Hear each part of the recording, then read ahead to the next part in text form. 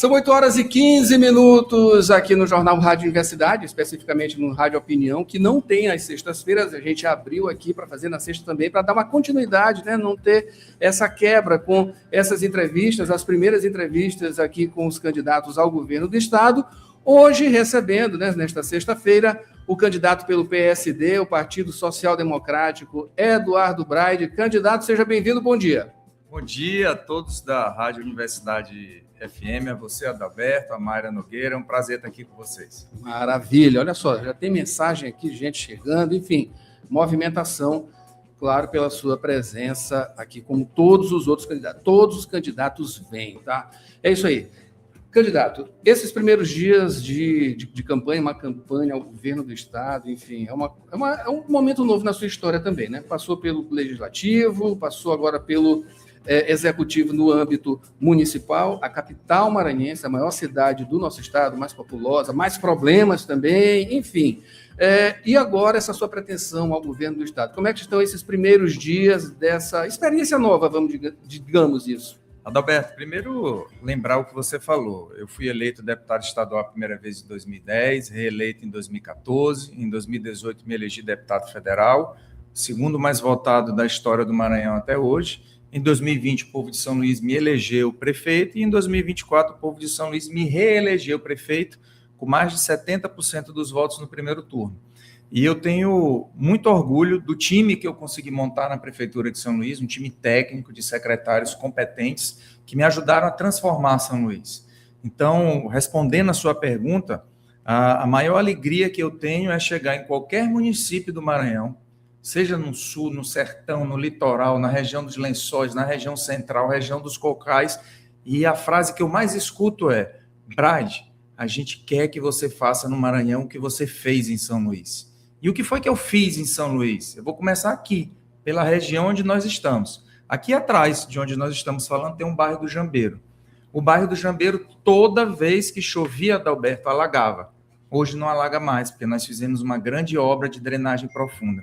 O bairro de Jambeiro, por onde eu andava e conversava com as pessoas, o maior pedido que eu recebia era ter uma creche onde as crianças pudessem estudar. E está sendo construída uma creche de tempo integral. Fizemos a Avenida do Atalho, que ligou o Saviana, o Jambeiro até a Vila Embratel. Fizemos a quadra coberta e a reforma da Praça das Sete Palmeiras. Entregamos os novos centros de saúde do Paraíso e da Vila Embratel.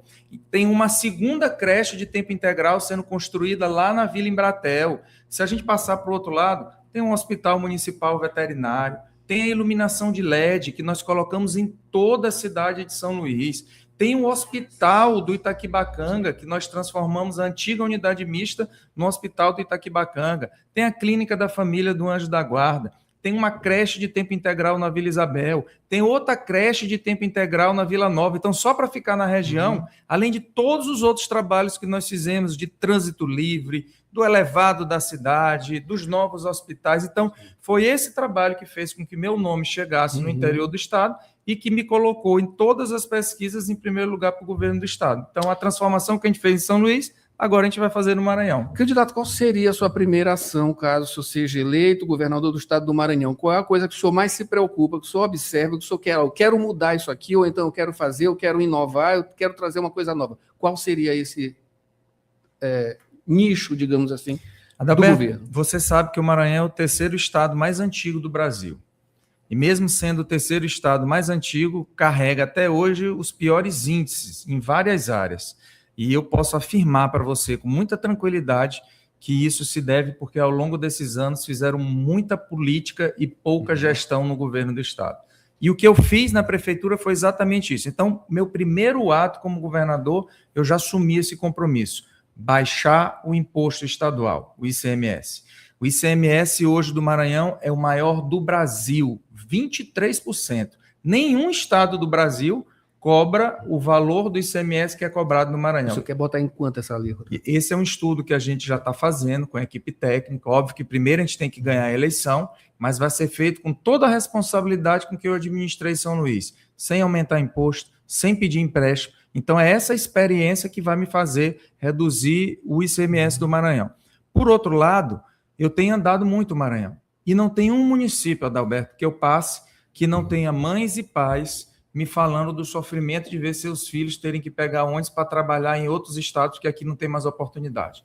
Na hora que a gente baixar o ICMS, a gente vai gerar mais empregos, atrair novas empresas para o Maranhão. Tem muita empresa querendo se instalar no Maranhão, mas ninguém vem se instalar no estado que cobra o maior imposto do Brasil. Essa é a realidade que a gente começa a mudar. E o segundo ponto, um choque de gestão na saúde.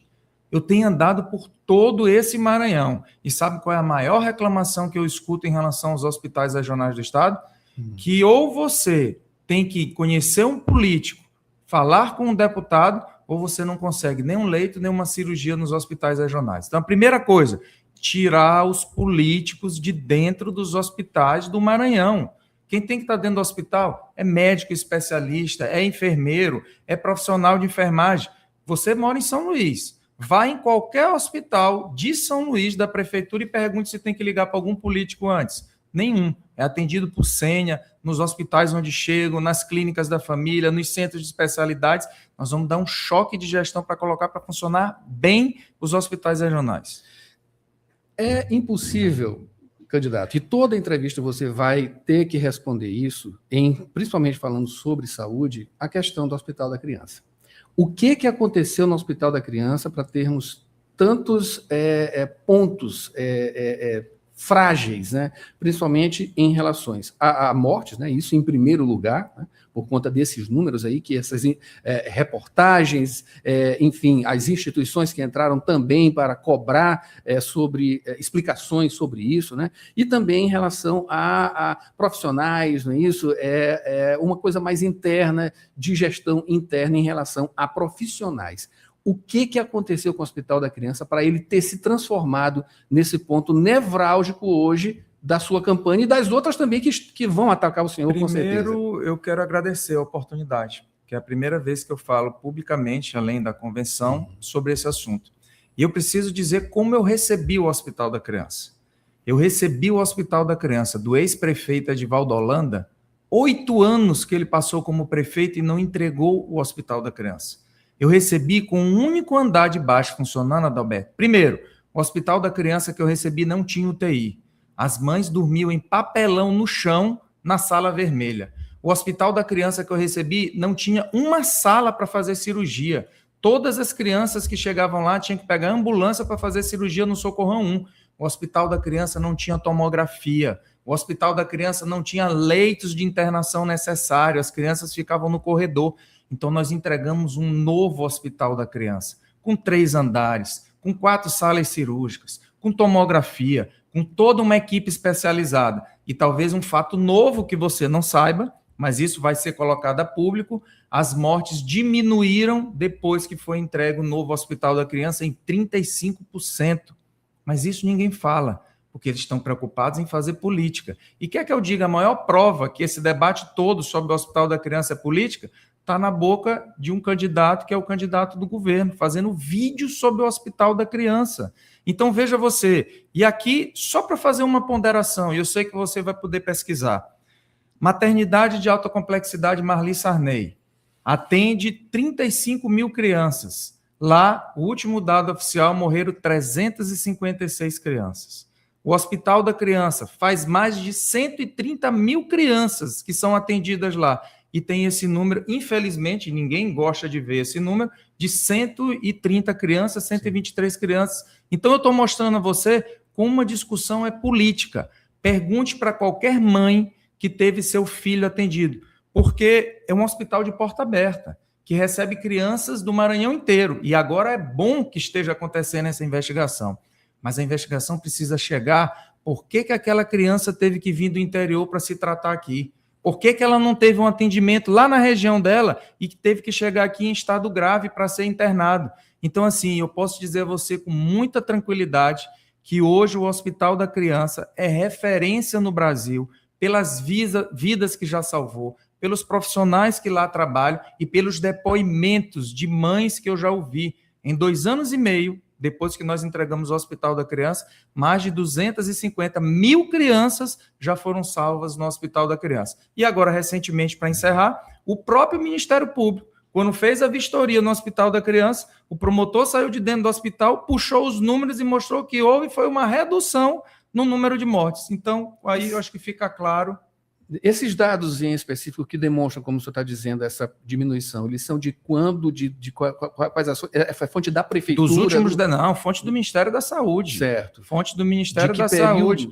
Posso passar para você aqui agora. Então, só para você ter uma ideia...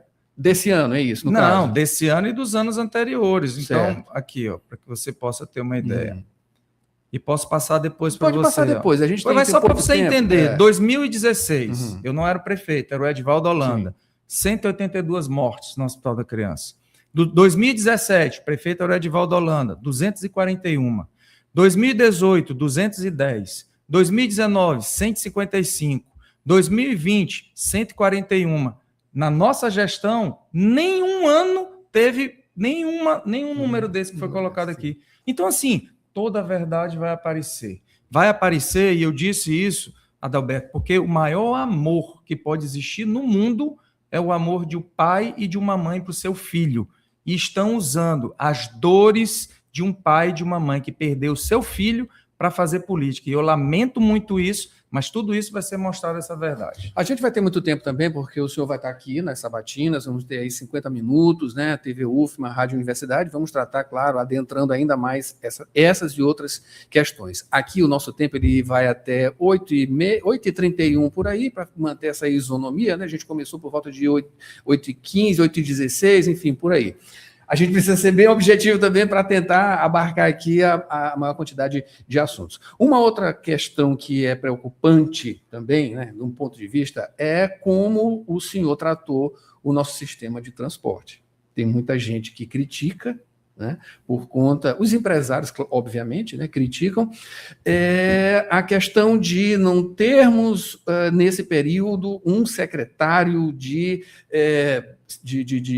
trânsito e transporte, também a exemplo do que a gente não teve um secretário de comunicação. O senhor concentrou essas duas atividades, né? O senhor que levou como secretário, o senhor levou como secretário de comunicação também, enfim, ficou uma coisa muito concentrada, não delegou, enfim. E tivemos aí vários problemas, e temos muitos problemas em relação ao transporte.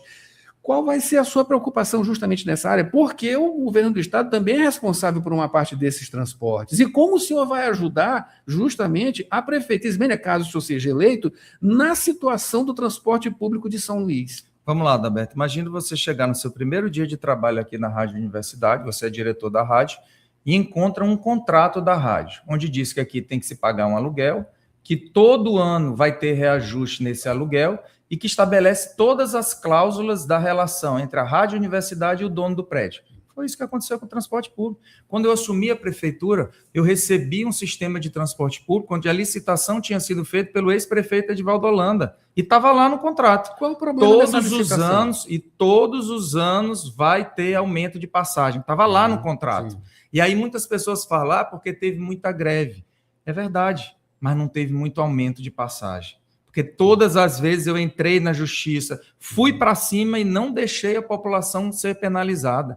Por outro lado, e eu quero dizer isso para você, tudo aquilo que a gente fez no sistema de transporte público foi para evitar que a população fosse penalizada no bolso, que é exatamente a preocupação que a população tinha, que era ter um movimento de greve e depois, no final da greve, a greve só ser encerrada se aumentasse a passagem. Eu segurei essa situação para não poder penalizar a população no período de greve. Eu fui o único prefeito da história das capitais, eu não me lembro nem de outra cidade, que coloquei à disposição corridas por aplicativo de graça para a população, para que ela pudesse minimizar a questão do transporte público. Então, não tenha dúvida nenhuma que, primeiro, nós tentamos quebrar o contrato, e isso só foi conseguido depois via judiciário, quando o juiz da Vara de Interesse Difuso e Coletivo decretou a caducidade de um dos contratos e quebrou um contrato. Então, é um processo onde você encontra um contrato de concessão pública por 20 anos,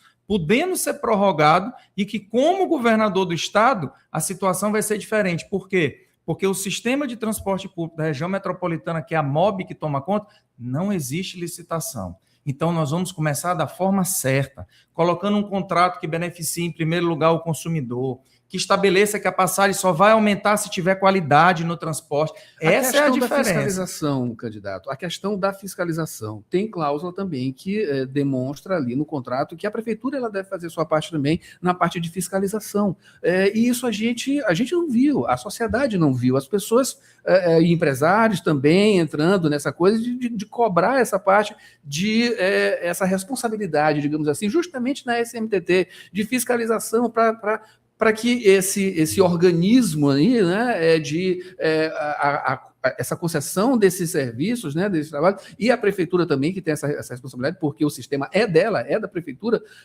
de não ter ocorrido. Por que as fiscalizações elas não ocorriam? Ocorreram, e vou provar para você. Quem tem que administrar os terminais de integração são os empresários de ônibus. Sim. Talvez você não saiba, mas tem uma ação da prefeitura obrigando os empresários a reformar os terminais, porque eles nunca reformaram. Está na justiça essa causa, já está mais de ano. Nós temos que aguardar a definição do Poder Judiciário para que venha a condenação e os empresários sejam condenados a poder reformar os terminais de integração como ficaram de reformar. O que eu fiz enquanto prefeito? E aí as pessoas começaram a entender que entrou um prefeito que não tinha compromisso com os empresários. Tinha o pagamento, o repasse do subsídio. E eu estabeleci que só repassaria o subsídio depois que os ônibus estivessem rodando com o ar-condicionado ligado na quantidade que tinham que rodar. Só repassaria o subsídio depois que tivesse o número mínimo de ônibus rodando nas ruas. E foi exatamente assim que a gente fez para poder colocar. Por outro lado, nós temos agentes de trânsito que ficam na saída das garagens até o ponto final para saber qual é o ônibus que está rodando, se está rodando na linha certa, se está rodando no tempo certo, e tudo isso são geradas multas que são aplicadas aos empresários de ônibus. Agora, a gente precisa... acontecendo, essas multas? Sempre. E só para fazer uma correção que você disse, nunca ficou um período sem secretário de transporte. Houve, de fato, uma mudança, porque da forma como você falou, parece errado, que ficou sem comunicação e sem transporte. Mas a cidade de São Luís sempre teve secretário de trânsito e transporte, com uma mudança que houve de lá para cá, porque é uma pasta realmente sensível, e a gente tinha que encontrar aquele que melhor se adequasse. De transporte muito forte, a gente teve Canindé, a gente teve outros que eram muito ativos, né? E a gente não... Qual deles impediu a passagem de subir? Não, eu acredito que... Nenhum. Olha só. Nenhum. Não, peraí, agora deixa eu falar um pouquinho. Nenhum impediu a passagem de subir. Qual deles que colocou carros por aplicativo de graça para a população rodar durante o período de greve? Na época não tinha essa facilidade também. O que eu quero dizer é que nós tivemos a coragem de enfrentar sistema de transporte coletivo, que são os empresários, sem deixar aumentar a passagem, oferecendo à população uma opção durante o período de greve. E como governador do estado, tenho a certeza que o sistema de transporte metropolitano vai começar da forma certa, com uma licitação que nós vamos fazer, colocando no contrato o consumidor, o passageiro em primeiro lugar. Candidato, para a gente finalizar, já está no finalzinho aqui, já está estourando. E a gente só que tem que fazer essa pergunta, porque teve ouvinte também que mandou essa pergunta, né? Já que o senhor está como candidato ao governo do estado, o governo do estado é que é responsável pela segurança pública. Ele perguntou aqui se o senhor tem ideia, nas suas propostas, alguma coisa de construção de presídio à la Bukele, né? El Salvador, alguma coisa nesse sentido, para colocar o pessoal das facções criminosas dentro de presídio. O senhor pensa em alguma coisa nesse sentido? Eu penso em usar a tecnologia para combater a criminalidade. Da mesma forma que nós transformamos São Luís, a capital menos violenta do Nordeste. Está no mapa da violência, no anuário da violência, agora que foi divulgado esse ano. Por quê? Mérito da Polícia Militar, Polícia Civil, mas de um trabalho que nós fizemos com a Guarda Municipal. Nunca se viu tanto a Guarda Municipal de São Luís nas ruas, com o programa Ronda nas Ruas e com o programa Muralha Digital. Nós colocamos câmeras com reconhecimento facial espalhadas em toda a cidade, Adalberto, onde nós temos o banco de dados da Polícia Civil, Polícia Federal, Polícia Rodoviária Federal e o Sistema Penitenciário Nacional. E hoje, qualquer foragido que passe em uma dessas ruas ou locais que tenha o seu rosto reconhecido, ele é preso imediatamente pela Guarda Municipal. E o resultado apareceu. São Luís considerada a capital menos violenta do Nordeste através dessa integração do trabalho das forças de segurança. É isso que a gente vai fazer como governador do estado. A gente tem muita coisa para conversar, vamos tratar dessas coisas, desenvolver mais nas sabatinas que a gente vai ter aqui, Rádio Universidade, TV UFMA, né? Falar sobre os celulares, né? Sobre essas questões também, né? Tivemos aí números negativos, colocou São Luís como a capital com maior roubo de celulares, mas enfim, entre outros assuntos, né? Tem muita participação aqui, a gente vai ficar devendo, a gente tem que dar isonomia para os candidatos, enfim, já estouramos. Candidato, muito obrigado pela sua presença, claro, enfim, se comunique agora para a gente finalizar essa entrevista com o ouvinte. Eu que agradeço a oportunidade de estar de volta à minha casa, afinal de contas, eu me formei aqui na Universidade Federal, inclusive no prédio bem aqui atrás, que é o Centro de Ciências Sociais, e fui formado em Direito pela Universidade Federal do Maranhão, e confesso que me emocionei ao voltar aqui mais uma vez. E dizer que realmente, Adalberto, só para finalizar, a decisão de renunciar a 3 anos como prefeito de São Luís foi a decisão política mais difícil da minha vida, porque eu tinha acabado de ser reeleito com mais de 70% dos votos, mas para estar hoje na condição de candidato a governador, eu tinha que renunciar à prefeitura de São Luís. E eu conversei com a minha família, orei muito, pedi orientação a Deus, mas se foi a decisão mais difícil, eu considero hoje a decisão mais acertada, porque por onde eu tenho andado, as cidades mais distantes, eu tenho visto a esperança no rosto das pessoas. A esperança de que a transformação que nós fizemos em São Luís vai chegar em todo o Maranhão. E é isso que nós vamos fazer. Se for da vontade de Deus e do povo do Maranhão, a partir do ano que vem, tudo o que o povo do Maranhão já ouviu falar de bom de São Luís, ele vai começar a ouvir falar do Maranhão, da transformação que nós iremos fazer no estado do Maranhão. Candidato, muito obrigado pela sua presença. Na segunda-feira a gente tem aqui Reginaldo Lima, do PCB, em entrevista também no Jornal Rádio Universidade. Mara Nogueira, segura aí que eu vou me despedir aqui do candidato e a gente vai continuar o Jornal Rádio Universidade. Já, já.